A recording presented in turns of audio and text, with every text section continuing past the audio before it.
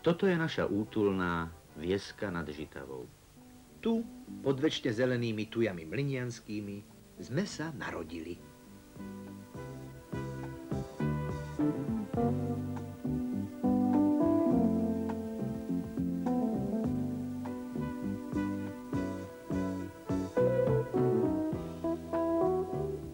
Tu sme prešantili detstvo. Veselili sa v mládenectve. Tu sme sa tešili zo slniečka, z kvetov, z plotov. A tu sme sa napokon aj oženili. Naše ženy na prechádzke. Oni sú naše všetko. Ty, nezdá sa ti, že sú nejaké čudné? Alebo, Miško, a čo ti je na nich také čudné? Neviem, sú nejaké podozrivo tiché, pokojné. Niečo šípim. Pozor, aby nás tou kamerou neuvideli. Ale neboj sa, veď je to skrytá kamera. Ach tak, preto vyzeráš, ako keby si po celý čas predo mnou niečo skrýval. Nevštipkuj, Miško. Pre istotu nos za mnou tento krík, hej? Keby dačo, schováme sa zaň. Hej, ešte, že máme u nás tie kríky. A nie sú to kríky hociaké. Čo vravíš? Nič, len filmuj ďalej, Jožko. To hovorím divákom v kine. Dobrý deň. U nás je plno stromov, vážení diváci. Kríkov, kvetenstva z celého sveta. K našej obci totiž patrí chýrne mlynianske arborétum. Cez leto sem chodí veľa ľudí, aj cudzincov. Ale dnes sa tu prechádzajú len naše podozrivo tiché a pokojné ženy.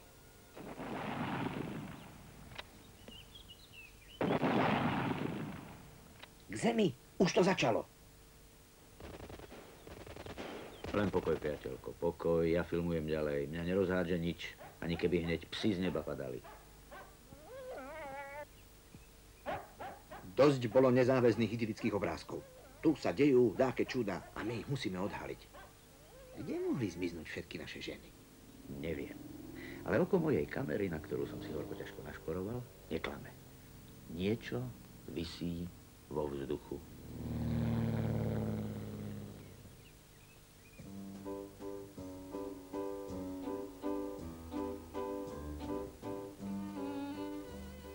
Á, kniha. Hovorím, niečo sa tu deje. U nás v obci si ešte nikdy nikto knihu nekúpil. Čo by sa dialo? Medzi mužmi prišlo do módy varenie, je to kuchárska kniha. Keď sa držíš všetkého, čo tam píšu, nemôžeš nič pokaziť. Áno, no to vidím na prvý pohľad. Chutná rybecinka. Aká rybecinka? Veď to je roštenka. A čo si slepý? Roštenku by zabíjal sekáčom? No ale veď ryba by sa hádzala. No, ale niektoré sú pokojné, tiché. No, až podozrivo pokojné, tiché. Ako naše ženy. Stále sa mi to nechce páčiť. A kde vlastne sú? Všade plno detí, muži varia, riad sa množí a baby nikde. Krkavčie matere. Poď, ideme sa sťažovať na miestny národný výbor. Myslíš, že by nám tam uverili? Veď predseda miestneho národného výboru je tiež žena. Aha. Joj, úbohé deti. A pozri, ako spôsobne sedia pri plných tanieroch. Jedla sa ani nedotknú. Vedia, čo sa patrí. Čakajú, až sa naje otec.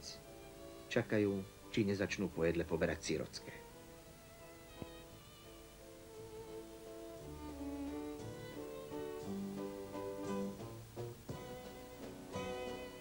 O nie. Ja to tak nenechám. Ja som ešte fera prať nikdy nevidel. Na čo má ženu, ty somár? Ty počúvaj, ešte je tu jedna možnosť. Zober krík, ja beriem kameru, ideme do telocvične.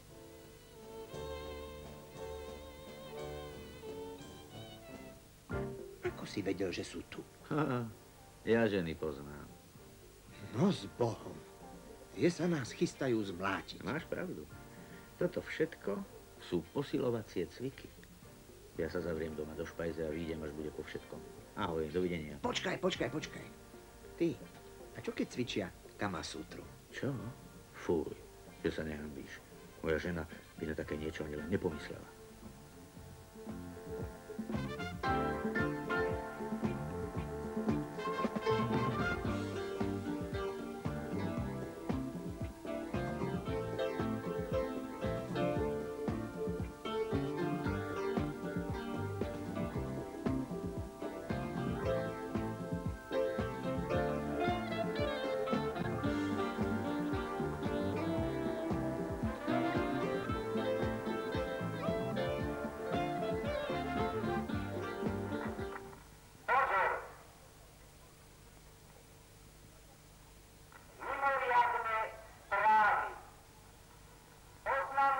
všetkým občanom, mládeži, žiakom a deťom, že zajtra sa odohrá v našej obci historický futbalový zápas, pre ktorý sa rozhodli mamičky a dievčatá v rámci Medzinárodného roku dieťata.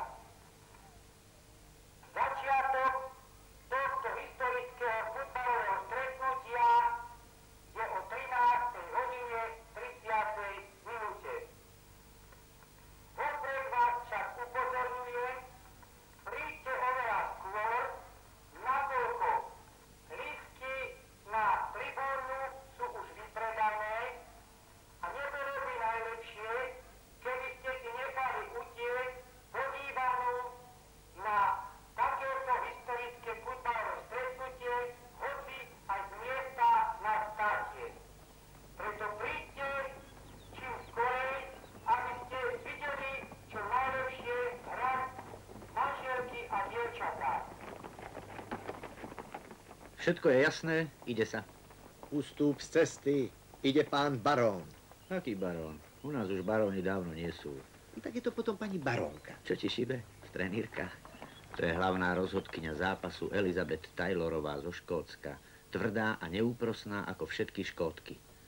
Vyzerá, ako keby chcela mať prehlásenie. Tak teraz idem rozhodovať zápas medzi manželkami a našimi dievčatmi.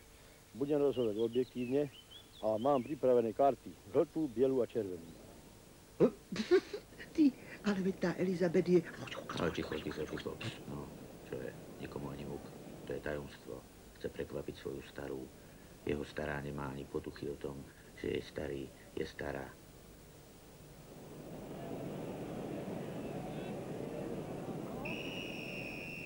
Ale už je tu jej prvý hvist a tak sa venujme nášmu obľúbenému futbalu.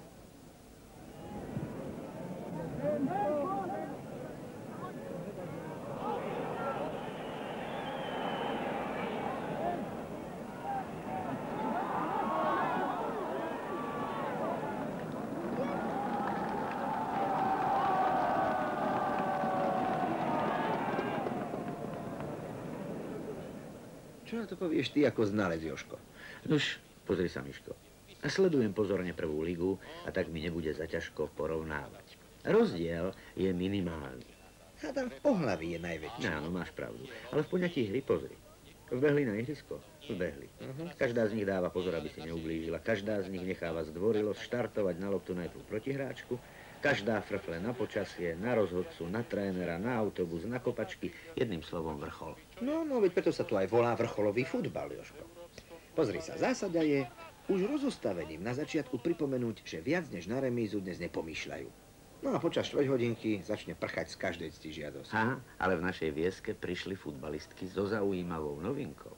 A čo také? Chystajú sa dať gól? Ale kdeže to by si nedovolili. Ale v rámci úsporných opatrení majú obidve súperiace mužstvá jedného jediného trénera. A akú to má výhodu? No, nemôžu ho vyhodiť. Jedno jeho mužstvo vždy vyhrá.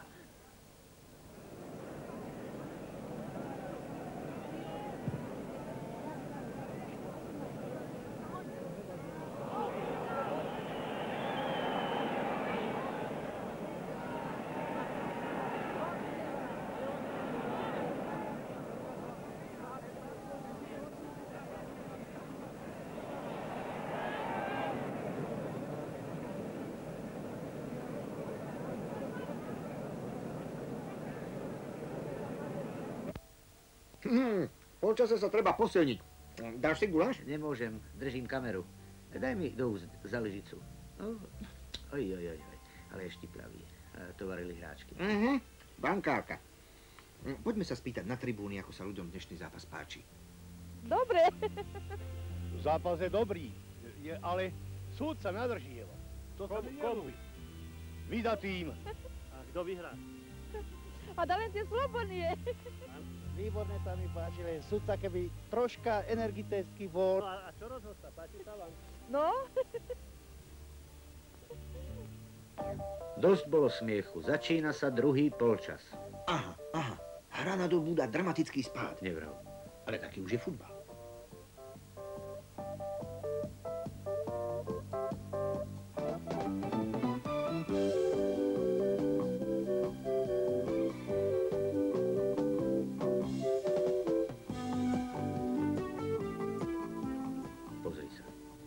mačka na zemi. Čo Vary rodí? Nie, simuluje.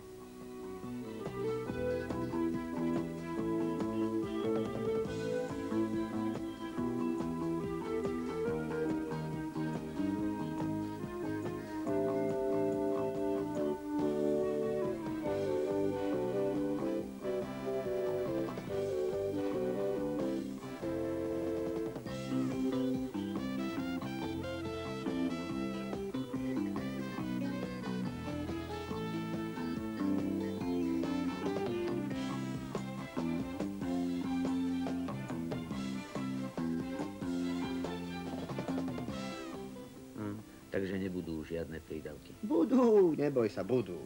Zápas sa zrejme končí bezgólovou remízou a o výsledku rozhodnú prídavky. No čiže penalty. Tak toto boli teda tie čudá, ktoré sme zaznamenali tuto s Mišom, Miško Poklonca, v našej rodnej Vieske nad Žitavou. Naše ženy spočiatku vyzerali podozrivo tiché a pokojné. Hej, mal si dobrý nos. Pretvarovali sa. Naopak sú podozrivo zdravé a vyšportované. A vieš, čo mňa najviac mrzí? Že nám ukázali, ako sa hovorí, nasledovania hodný príklad. Aj, s Bohom gauč. Dovidenia, krčma. Veru, na budúcu nedeľu budeme musieť hrať futbal my. Ale ja hrám len pod jednou podmienkou. Pod akou, Jožko? Že nás naše ženy po zápase pustia k pivu. Možno, že nás potom v našom futbale pustia rovno k vode.